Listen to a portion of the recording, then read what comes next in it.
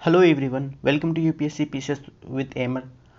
आज का टॉपिक आपके लिए है अगर आप नहीं जानते हैं कि फेडरल सिस्टम क्या है और यूनिटरी सिस्टम क्या है, और इसमें जो गवर्नेंस होता है, कैसे गवर्नेंस होता है, और यहाँ पे जो सिस्टम रूल करती है किस टाइप से है, और यहाँ का क्या है कि यहाँ पे कैसे कॉन्स्टिट्यूशन है कि फेडरल में किस तरीके का कॉन्स्टिट्यूशन होता है और यूनिटरी में कहाँ किस तरीके का कॉन्स्टिट्यूशन हो सकता है। देन डिवीजन ऑफ पावर देखेंगे कि फेडरल में किस तरीके से डिवीजन ऑफ पावर किया गया है, एंड फेडरल कॉन्स्टिट्यूशन को फेडरल किस तरीके से ये जो है रिजिड, जो वहाँ का सुप्रीम क्या होता है कि कॉन्स्टिट्यूशन, जो फेडरल सिस्टम होता है वहाँ पे कॉन्स्टिट्यूशन सुप्रीम होता है, जिसके कारण वो उसको रिजिड बनाता है। ये देखेंगे कि उसको डिटेल एनालिसिस करेंगे, और यहाँ पे भी देखेंगे कि जुडिशरी को जो है ना वाइड पावर मिला है, जो ये चेक करती है कि डिवीजन ऑफ पावर किस तरीके से है, किसके बीच में, स्टेट और सेंटर के बीच में। और वो जो जुडिशरी ये भी देखता है कि स्टेट और सेंटर के बीच में जो भी डिस्प्यूट्स जो आ रहे हैं ना, उनको वो रिजॉल्व करने की ट्राई करता है। तो बात करेंगे फेडरल और यूनिटरी के बारे में, और जो है ये सारी चीज़ कैसे अलग हो जाता है। यूनिटरी जब सिस्टम होता है तो वहाँ पे, और यूनिटरी सिस्टम में बेसिकली क्या होता है कि जो सेंटर के तरफ ही पूरा पावर जो कॉन्सेंट्रेटेड है वहाँ पे रहता है। करते हैं कि फेडरल सिस्टम को क्या कहते हैं हिंदी में, संघीय शासन प्रणाली, और यूनिटरी सिस्टम को क्या कहते हैं हिंदी में, एकात्मक शासन प्रणाली। तो संघीय शासन प्रणाली, एकात्मक शासन प्रणाली, फेडरल सिस्टम और यूनिटरी सिस्टम, इनके बीच में बेसिकली जहाँ भी इस टाइप के जो सिस्टम जो आते हैं, फेडरल सिस्टम या फिर यूनिटरी सिस्टम, या फिर आप दो कॉन्स्टिट्यूशन का अगर डिफरेंस देखते हैं कि दोनों को डिफरेंस करके, जैसे कि पार्लियामेंट्री फॉर्म और प्रेसिडेंशियल फॉर्म, जो गवर्नमेंट है ना, इस टाइप की चीज़ों को जब भी आप पढ़ते हैं तो आप क्या करें कि उसको कंपेयर करके पढ़ें, उसको एक दूसरे को जो तुलना करके पढ़ेंगे ना, तो आपको ज़्यादा चीज़ याद रहेगा कि कौन सा सिस्टम ज़्यादा बेटर है और कौन सा सिस्टम में क्या क्या चीज़ें एक्स्ट्रा है, उस टाइप की चीज़ें। तो सबसे पहले बात करते हैं कि फेडरल सिस्टम यानी संघात्मक शासन प्रणाली में क्या होता है कि रिटन कॉन्स्टिट्यूशन होता है।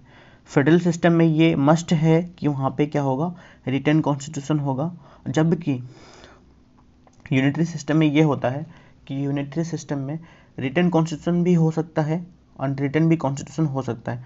आप फॉर एग्जांपल ले लीजिए कि रिटन कॉन्स्टिट्यूशन जो है यूनिटरी सिस्टम में कहाँ पे है, फ्रांस में है, जबकि जो अनरिटन कॉन्स्टिट्यूशन जो है यूनिटरी सिस्टम प्रणाली में, मतलब एकात्मक प्रणाली में, कहाँ पे है, यूके में है। एंड जो डिवीजन ऑफ पावर है फेडरल सिस्टम में काफ़ी वाइड रेंज है, और जो सुप्रीम कोर्ट है इंडिया के कॉन्टेक्स्ट में, या फिर वहाँ कोई जिस भी कंट्री के बारे में बात करेंगे, वहाँ का जो सुप्रीम कोर्ट है वो उस डिवीजन ऑफ पावर किसके बीच में, सेंटर और स्टेट के बीच में, तो उसको चेक करेगा कि किस तरीके से उन पावर को बांटा गया है। और जो कॉन्स्टिट्यूशन है वहाँ का क्या है कि काफ़ी रिजिड होता है। फेडरल सिस्टम के बारे में बात करते हैं कि फेडरल सिस्टम में जो सुप्रीम होता है वहाँ का क्या होता है, कॉन्स्टिट्यूशन, और जुडिशरी क्या करेगा कि जो भी कॉन्स्टिट्यूशन के जो डिवीजन ऑफ पावर जो दिया है ना, तो उसमें क्या करेगा कि वो उसको इंटरप्रेट करेगा और देखेगा कि कौन सा, और डिस्प्यूट्स जो भी रिलेटेड होगा उससे उसको सॉल्व करेगा। एंड यूनिटरी सिस्टम जो है मोर फ्लेक्सिबल होता है, ज़्यादा फ्लेक्सिबल है, तो इसमें क्या डिवीजन ऑफ पावर नहीं देखने के लिए मिलेगा। फ्लेक्सिबल है जो पार्लियामेंट के, फ्लेक्सिबल इसलिए है कि पार्लियामेंट जब चाहेगी इसको लॉज बना के जो भी पावर है उसको अलग से हटा सकता है। और इसमें ये भी है कि जितनी भी पावर है किसके अंदर कॉन्सेंट्रेटेड है, सेंटर के तरफ। तो इसको डिटेल आगे बात करेंगे। फेडरल सिस्टम और यूनिटरी सिस्टम, एक एकात्मक शासन प्रणाली और संघीय शासन प्रणाली। सबसे पहले जो है इसके जो एग्जाम्पल देख लेंगे कहाँ कहाँ से। फेडरल कहाँ पे है, यूएसए में एंड ऑस्ट्रेलिया में है। ट्रू फेडरल आप जिसको बोलते हैं, फेडरल कंट्री कहाँ कहाँ पे है, यूएसए एंड ऑस्ट्रेलिया में। आप भी रिपीट करें साथ में ताकि आपको चीज़ें याद हो जाए। फेडरल सिस्टम एंड बात करते हैं कि यूनिटरी सिस्टम कहाँ पे है, फ्रांस में एंड यूके में है यूनिटरी सिस्टम। एंड इसके डिफिनेशंस अगर देखेंगे कि क्या डिफिनेशंस ज़्यादा बेटर हो सकता है, उस डिफिनेशंस के बारे में बात करेंगे। कि फर्स्ट फेडरल सिस्टम के बारे में, इसमें क्या होता है फेडरल सिस्टम में, there are two forms of government coexist. ठीक है, एक ही साथ क्या है, दो गवर्नमेंट एग्जिस्ट कर रहा है, and none of them is inferior, कोई भी क्या है, इन्फीरियर नहीं है, इन्फीरियर कोई भी नहीं है, मतलब कोई भी ज़्यादा एक दूसरे से सुपीरियर नहीं हो सकता है ना, none of them is inferior to other as both derives their power from constitution. वहाँ पे क्या है, कॉन्स्टिट्यूशन से पावर किस तरीके से ड्राइव कर सकता है, तो यहाँ पे एक चीज़ क्लियरली लग रहा होगा आपको कि कॉन्स्टिट्यूशन से जो पावर ड्राइव करेगा, तो यहाँ पे एक कोई ब्रॉड लाइन खींच दी गई होगी दोनों के बीच में कि ये सेंटर है और ये स्टेट है, इनके बीच में एक लाइन इससे खींची गई कि ये पावर ये एक्सरसाइज करेगा और सेंटर इतनी पावर को एक्सरसाइज करेगा, एक दूसरे के ऊपर क्या करेगा, इंटरफेयर नहीं करेगा।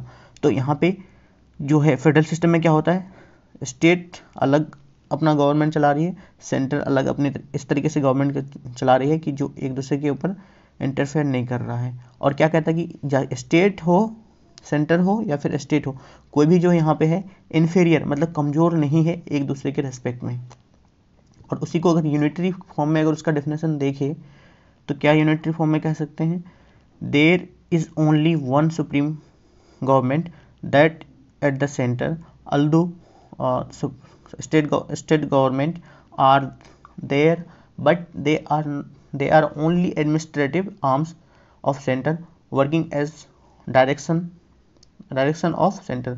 इस बात को समझिए कि क्या पे है, सुप्रीम गवर्नमेंट सिर्फ एक ही है यूनिटरी फॉर्म में, कहाँ पे है, सेंटर में है, और सेंटर के क्या है, आर्म है कौन, स्टेट में जो भी मशीनरी है स्टेट गवर्नमेंट में, या फिर स्टेट गवर्नमेंट हो गया, या फिर स्टेट का जो भी एडमिनिस्ट्रेटिव आर्म हो गया, या फिर जो भी क्या हो गया, जो सेंटर जो गवर्नमेंट है ना उसका क्या है, एक आर्म है, मतलब उसके अंदर ही काम कर रहा है, जब चाहेगा स्टेट से या फिर जो एडमिनिस्ट्रेटिव जो बॉडी है उससे पावर छीन लेगा। कौन, यूनिटरी फॉर्म में जो यूनिटरी सिस्टम में जो गवर्नमेंट है, क्योंकि वो क्या है, वहाँ पे एक ही गवर्नमेंट सुप्रीम है, कहाँ पे, सेंटर में होता है, कहाँ पे, यूनिटरी में, यूनिटरी फॉर्म में। जबकि मैंने बताया कि आपको कि फेडरल फॉर्म में क्या है, एक ही समय पे दो तरीके के गवर्नमेंट एग्जिस्ट करता है, एक सेंटर में एक स्टेट में।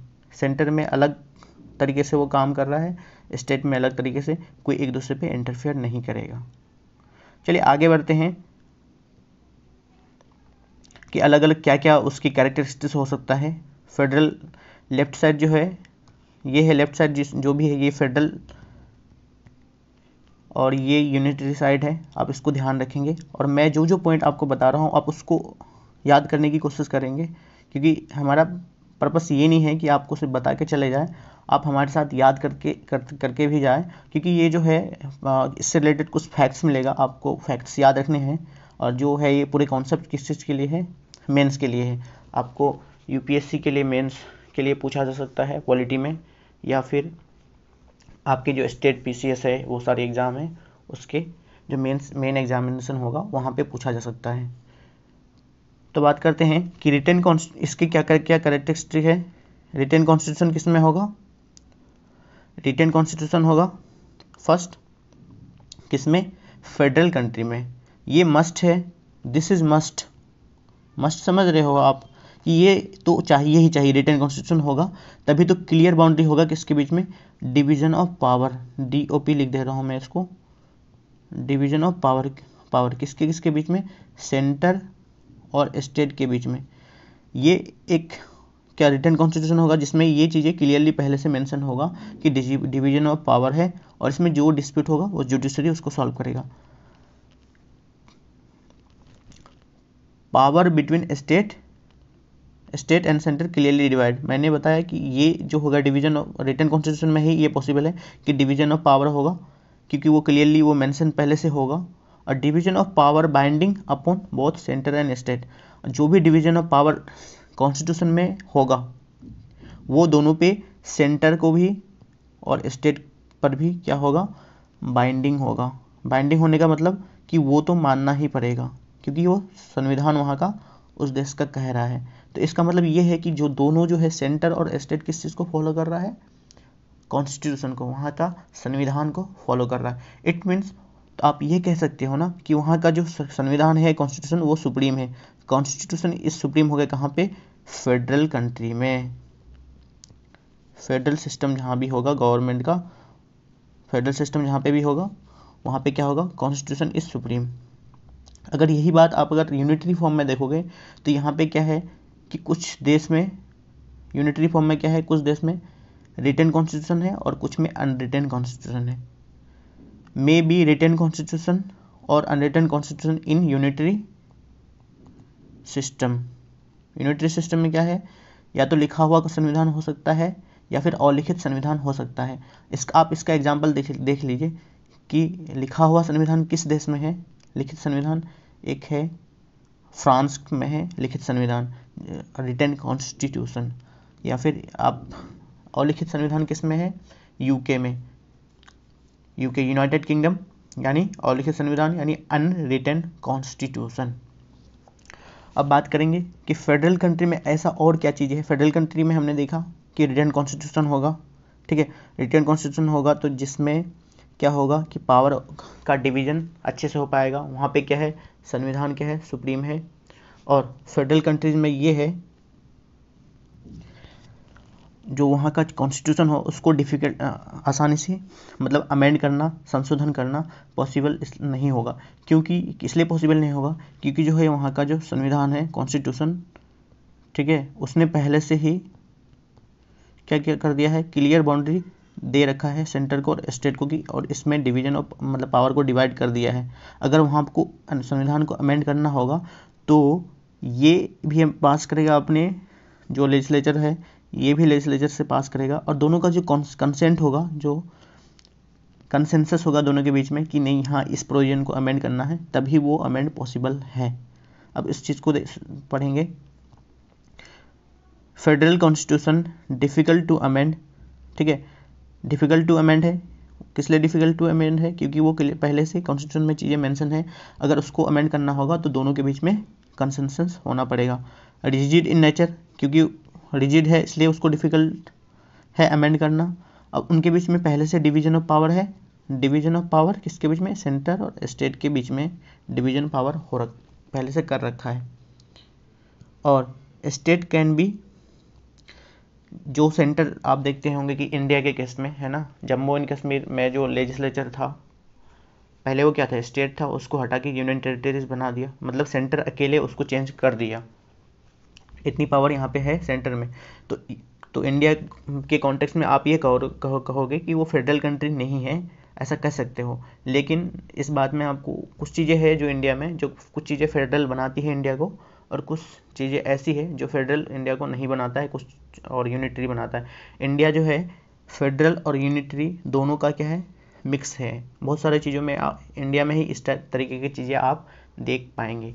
तो जो है state can be protected from any undue change either centre alone or state Elon.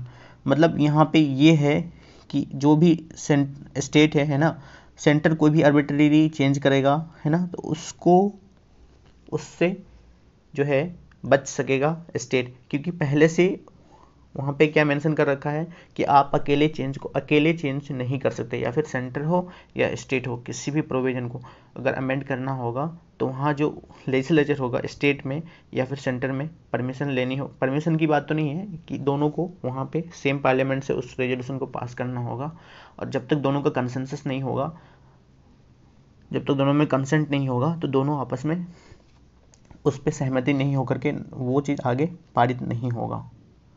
तो इस चीज़ अगर जो भी इन और सेंटर और स्टेट के बीच में जो भी सेंटर और स्टेट के बीच में जो भी डिस्प्यूट होगा उसको रिजोल्व कौन करेगा, इंडिपेंडेंट आर्बिट्रेटर। इंडिपेंडेंट आर्बिट्रेटर क्या करेगा कि जो वहाँ का संविधान इंडिपेंडेंट आर्बिट्रेटर का मतलब ये है कि कोई ऐसी बॉडी जो किसी के पक्ष में फैसला नहीं देगा, बायसनेस नहीं दिखाएगा, वो ये देखेगा कि क्या चीज़ सही है या फिर गलत है, तो और संविधान को वो क्या करेगा, इंटरप्रेट करेगा। तो ये कौन सी ऐसी बॉडी है जो संविधान को इंटरप्रेट करेगा, तो वो वही करेगा जो वहाँ का सुप्रीम कोर्ट होगा। इंडिया के कॉन्टेक्स्ट में क्या है कि इंडिया का संविधान को कौन इंटरप्रेट करता है, सुप्रीम कोर्ट ऑफ इंडिया। ये जो सुप्रीम कोर्ट है इंडिया का, वो क्या करेगा, इंटरप्रेट करेगा। लेकिन यही चीज़ अगर देखें यूनिटरी फॉर्म में, तो यूनिटरी फॉर्म में क्या है कि यहाँ का जो संविधान है कॉन्स्टिट्यूशन फ्लेक्सिबल है, जबकि रिजिड कॉन्स्टिट्यूशन कहाँ पे था, रिजिड यूनिटरी फेडरल कंट्री में। और parliament alone can change constitution, लेकिन फेडरल कंट्री में अकेले चेंज नहीं कर सकता था कोई भी, पार्लियामेंट हो या फिर स्टेट हो या फिर सेंटर हो, अकेले चेंज नहीं कर सकता था, लेकिन यूनिटरी फॉर्म में अकेले पार्लियामेंट चेंज कर सकता है। जुडिशरी के बारे में यहाँ पे एक बात कह सकते हैं यूनिटरी में कि जुडिशरी के पास उतना वाइड पावर नहीं है, किसके रिगार्डिंग, कि वहाँ पे जो डिस्ट्रीब्यूशन ऑफ पावर है सेंटर और स्टेट के बीच में, उनको उतना वाइड पावर नहीं दिया गया है। Judiciary may not have more power with respect to jurisdiction on areas related to distribution of power between center and state। Centre और स्टेट के बीच में जो भी डिस्ट्रीब्यूशन से रिलेटेड जो भी पावर होगा, है ना, उससे रिलेटेड जो जुडिशरी है वहाँ पे, कहाँ पे, यूनिटरी जहाँ पे सिस्टम है उस कंट्री में जुडिशरी अपना ज़्यादा कुछ नहीं कर पाएगा, या फिर उसको उतना पावर नहीं दिया गया जो उसको इंटरप्रेट करेगा, और या फिर उस खास करके जो डिवीजन ऑफ पावर है या डिस्ट्रीब्यूशन जो पावर है सेंटर और स्टेट के बीच में, क्योंकि वो फॉर्म ही है यूनिटरी, तो वहाँ पे उतनी पावर जुडिशरी को नहीं दिया गया है। फॉर एग्जांपल यूके क्या है, यूनिटरी फॉर्म ऑफ गवर्नमेंट है, और यूके में क्या है, अनरिटन कॉन्स्टिट्यूशन है।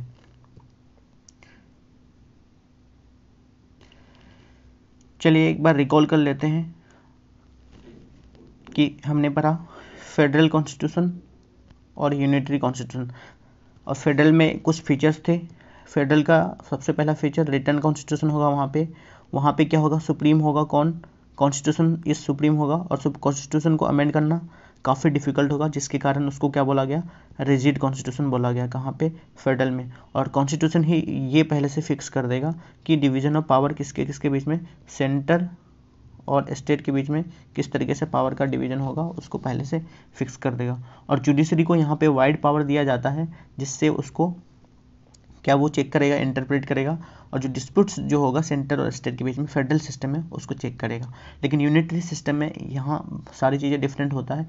यूनिटरी सिस्टम में रिटन कॉन्स्टिट्यूशन हो सकता है, अनरिटन कॉन्स्टिट्यूशन भी हो, मतलब लिखित और लिखित दोनों तरीके के संविधान हो सकते हैं। पावर पूरा किसके पास होता है, जो सेंटर है उसके पास पूरा पावर कॉन्सेंट्रेटेड होता है, लेकिन फ्लेक्सिबल कॉन्स्टिट्यूशन है यहाँ पे, उस तरीके से रिजिड कॉन्स्टिट्यूशन नहीं है। फ्लेक्सिबल होने का मतलब कि पार्लियामेंट चाहे किसी भी तरीके से उसको अमेंड कर सकता है कभी भी, और जुडिशरी को उतनी पावर नहीं है कि जो उसको वहाँ का जो संविधान है वहाँ पे जो सेंटर और स्टेट से रिलेटेड जो भी पावर्स है उसको इंटरप्रेट करे और उसको गाइड करे। तो मैं यहाँ ने डेफिनेशन देखा और इसका एग्जांपल देखा था फेडरल सिस्टम का, यूएसए, ऑस्ट्रेलिया, यूनिटरी का देखा था फ्रांस, यूके, और इससे रिलेटेड हमने सारे पॉइंट्स बता दिए हैं। आप इसको नोट डाउन कर लें और एक दो बार रिपीट करके भी देख लें, आपको अच्छे से समझ में आएगा। और आप लाइक करें, शेयर करें, सब्सक्राइब करें, और जो भी दोस्त आपकी तैयारी कर रहे हों उनको शेयर ज़रूर करें। और देखने के लिए आपको थैंक यू सो मच।